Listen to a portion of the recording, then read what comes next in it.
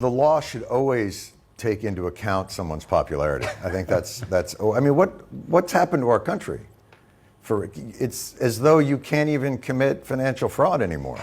You can't inflate the value of your properties when you need a loan and then deflate it with taxes. I mean, the next thing you know, they're going to send you to jail instead of your lawyer and your accountant and your campaign manager and everyone else around you. The idea that someone may face accountability who's that rich and powerful is outrageous.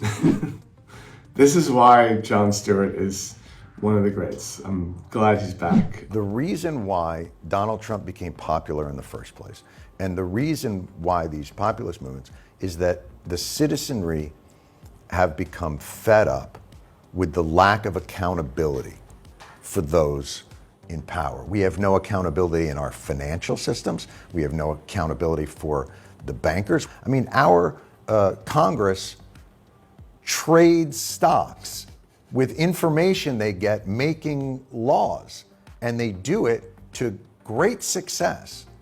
And they won't stop it because they're the ones in charge of making the law about it. And instead of bringing accountability to the rampant corruption that surrounds our government and our financial systems, the Supreme Court just changed the definition of corruption. He's right. That's 100% accurate. He might never be held accountable. And what makes this even more maddening is people now have this absurd perception of Trump being a businessman. Well, the choice now is the chaos and destruction of Joe Biden or the peace and prosperity of Donald Trump. This is exactly what I'm talking about. Kayleigh McEnany just labeled Trump's presidency as peaceful and prosperous? I don't remember it as peaceful. We begin tonight with a nation already on edge in the coronavirus pandemic as protests turn violent across America.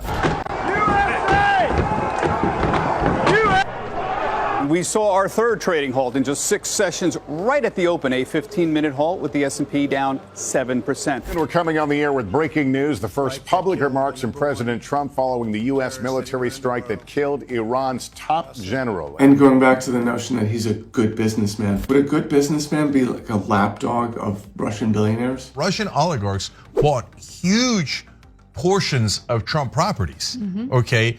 Especially when he was down and out, and it helped him a lot. So he's still thinking about his own money.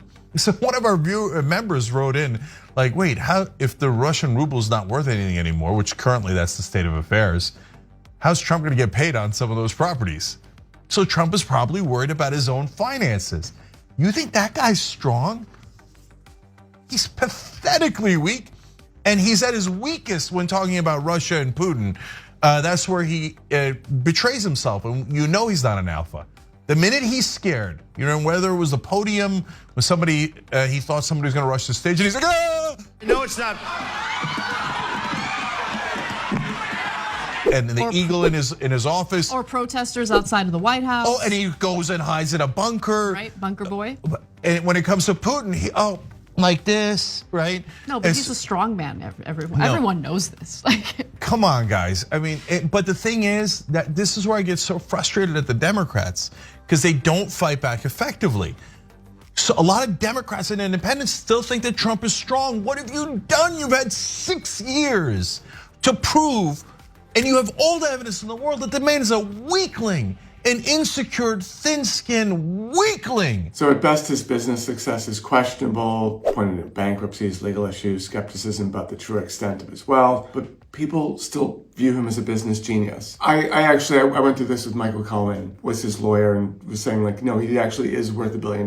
But these people think that he's like a multi-billionaire, like, you know, worthy of Elon Musk. Not that I like Elon Musk either. Not only do they think he's like a billionaire like 20 times over and he's a good businessman, they also think he won the 2020 election. On the news, when I was watching the boats come in, he was winning. All of a sudden, those things changed drastically. I really think it was a setup. I really do. I don't think he lost. I am one of the people that believe he did win. There was a lot of things going on that were kind of fishy to me on the last election. Could you be specific a little bit about that? What affected your opinion on that?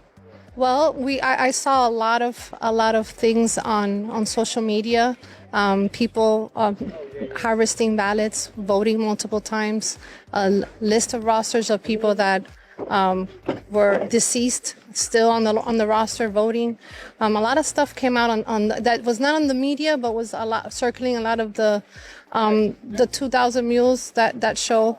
I 100% believe what was said on it. My president, the one who won. But he won and then he lost. So if he runs, He didn't lose. he didn't lose. No, not at all. So tell me about that. I thought Joe Biden's president. Well, he's in the White House, but he's not the real president. He's not the one doing. I mean, to me, my president is still Trump. Biden, no.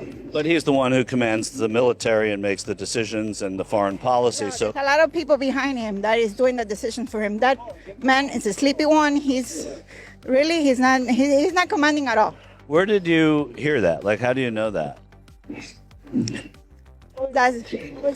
Yeah, like common sense and I don't know. I don't believe anything that's going on. It is a weird thing. I feel like the religious right sort of mythologizes the people that they think are going to sack the Supreme Court and get rid of abortion. If you've been around long enough and been through, like a lot of the things that they mythologized about George W. Bush, they mythologize about Donald Trump. You know, like there's that meme of like, they're after you, I'm just in the way. That meme has been recycled from when George W. Bush was president. That, you know, that would be like that, you know, like the emails that are forwarded through 20 people and like your grandmother forwards them to you and it's like this conservative thing. Those things, that was forwarded to me by older members of my family when George W. Bush was president, and it's being circulated today with Trump. They mythologize people and then they just recycle the same, you know, deep state nonsense, you know, and suddenly like this, you know, person who has, you know, is incredibly flawed is now this, you know, symbol of virtue. I don't get it. And the funny thing is when they want to clap on progressives, they're like, well, oh yeah, when was the last, you know, Biden rally you've been to? We're like, dude, we don't worship